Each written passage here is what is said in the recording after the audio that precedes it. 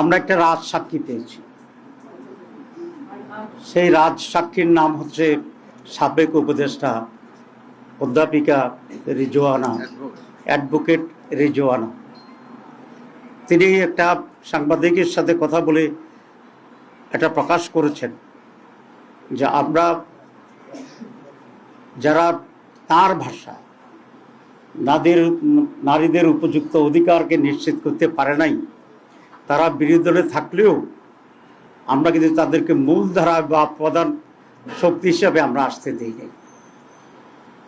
তাহলে বোঝা যায় আমরা যে ইলেকশন ইঞ্জিনিয়ারের যে কথা আসছিল বা আসছে, সেটাকেই উনি নিজেই স্বীকার করে রাজসাক্ষী হয়েছে।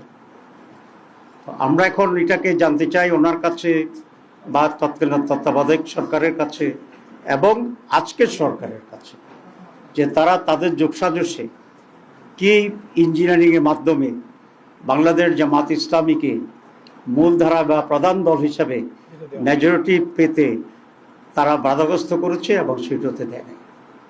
এবং আমরা এটাও জানতে চাই মাননীয় সাবেক উপদেষ্টার কাছে যে ইঞ্জিনিয়ারিংয়ে ওনার সাথে আর কারা কারা জড়িত ছিল, পুরা গভর্নমেন্ট ছিল নাকি গভর্নমেন্টের একটি শক্তিশালী অংশ ছিল যারা নির্বাচনকে প্রভাবিত করেছে, এবং তাদের ডিজাইন অনুসারে সেখানে ডিসি, এসপি, টিওনো, ওসি, প্রিসাইডিং অফিসার ইত্যাদি নিয়োগ করে আইনশৃঙ্খলা পরিস্থিতির লোকদেরকে নিয়ন্ত্রণ করে তারা তাদের এই কাঙ্ক্ষিত যে সংখ্যা, সেই সংখ্যায় একটি দলকে জিতানোর জন্য তারা ব্যবস্থা গ্রহণ করেছিল।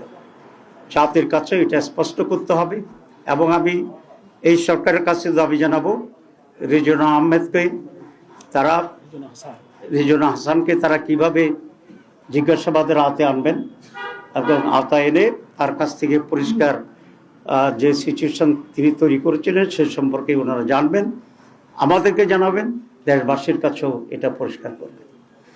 আমরা নির্বাচনের আগেও কয়েকজন উপদেষ্টার ব্যাপারে অভিযোগ এনেছিলাম এবং আপনারা দেখেছেন ইন্টারিম গভর্নমেন্ট নিজেকে তত্ত্বাবধায়ক সরকারের সমপর্যায়ে নিরপেক্ষ সরকার হিসেবেই প্রতিবাদ করেছিল এবং সে ভূমিকায় তারা আছে সেটা তারা বলার চেষ্টা করেছিল। এবং একটি নীতিগত কথা ছিল যে ইন্টারিম গভর্নমেন্টে যারা দায়িত্বে থাকছেন উপদেষ্টা হিসাবে তারা কোনো সরকারে দলীয় সরকারে তারা কোনো ধরনের অংশগ্রহণ করবেন না, কোনো মন্ত্রিত্ব গ্রহণ করবেন না। কিন্তু শুরু থেকেই আমরা একজন ব্যক্তিকে ইন্টারিম গভর্নমেন্টের যিনি আমাদের প্রতিরক্ষা উপদেষ্টা ছিলেন, তিনি প্রথম দিনেই খলিলুর রহমান সাহেব পররাষ্ট্রমন্ত্রী হিসেবে শপথ গ্রহণ করছেন, যেটা তিনি তার আগের শপথের পরিপন্থী কাজ করেছেন।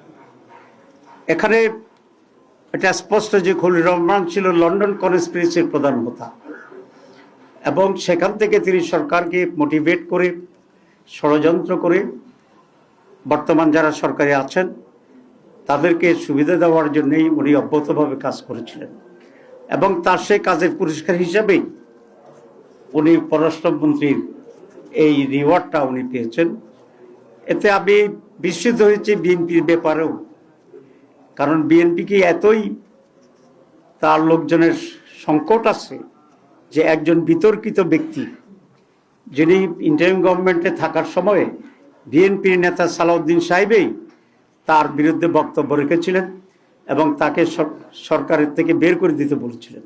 তো এই খারাপ লোকটা, যেটা বিএনপির দৃষ্টিতে তখন খারাপ ছিল, এবং সালাউদ্দিন সাহেবের বক্তব্যের পরে উনি বিএনপির সাথে নিশ্চয়ই গোপনে এমন এক কন্ট্যাক্টে গেছেন যে তারা বিএনপির স্বার্থ সংরক্ষণের জন্য উলঙ্গভাবে ভূমিকা নিয়েছেন, যে কারণে বিএনপির আস্থাভাজন হয়ে আবার তিনি বিএনপির মন্ত্রী হয়েছেন। কারণ নিশ্চয়ই বিএনপির সাথে ওনার এমন এক কমিটমেন্ট ছিল বা ওনার সাথে বিএনপির এমন এক কমিটমেন্ট ছিল যে উনি ইন্টারিম গভর্নমেন্টে বিএনপিকে হেল্প করবে নির্বাচনে, আর বিএনপি সরকার গঠন করলে ওনাকে মন্ত্রী বানাবে। এই দুটাই কিন্তু ওই তাদের অবস্থান দিয়ে পরিষ্কার হয়। সুতরাং খলিলুর রহমান সাহেবকেও একইভাবে জিজ্ঞাসাবাদে আনা উচিত এই সরকারের, এবং যে কী ধরনের কনস্পিরেসি রিজওয়ানা সহ অন্যরা তারা করেছেন যে জাতিকে একটি সুষ্ঠু নির্বাচন থেকে তারা বঞ্চিত করেছে। কারণ একটি সুষ্ঠু নির্বাচন এই জাতির জন্য অত্যন্ত প্রয়োজন ছিল, তাদের মনের আকাঙ্ক্ষা ছিল, তাদের দাবি ছিল। কারণ গত 56 বছরে এই জাতি কোনো নির্বাচন পায়নি। আমরা সকলেই চেষ্টা করেছিলাম যে একটা সুষ্ঠু নির্বাচন হবে এবং এই সুষ্ঠু নির্বাচনের মাধ্যমে যারা নির্বাচিত হয় তারা সরকার গঠন করবে। এই যে জাতির আকাঙ্ক্ষা, এই যে জুলাই লড়াই, এই যে জীবন দেওয়া, এই যে রক্ত, এই যে আমাদের রাজনীতির গতিপক্ষে পরিবর্তন করে দেওয়ার যে গাদ্দারি, দালালি, জাতির সাথে বিদ্রোহ, এই সব কিছুর জন্য এরা দায়ী। এত বড় আকাঙ্ক্ষা সুষ্ঠু নির্বাচনের জন্য এটা বন্ডুল করে দিয়েছে এই মীর জাফররা। সুতরাং এই মীর জাফরদেরকে, খলিলুর রহমানকে আমি দাবি করব, সরকার যদি স্বচ্ছতার কিছুটা হইলেও পরিচয় করতে চায়, এবং সেই খলিলুর রহমান তো নিরাপত্তা উপদেষ্টা, আমি বলেছি ডিফেন্স অ্যাডভাইজার ছিল, নিরাপত্তার অ্যাডভাইজার ছিল, তো তাকেও মন্ত্রিসভা থেকে বের করে দেওয়া উচিত এবং তাকেও জিজ্ঞাসাবাদে এনে ষড়যন্ত্র কী হয়েছে সেটাকে বের করা উচিত। আর রিদওয়ানা তো নিজেকেই বলছে আমি রাজসাক্ষী হয়েছি নিজেই, এবং তার কাছ থেকেও এই সত্য উদ্ঘাটন করা অত্যন্ত জরুরি।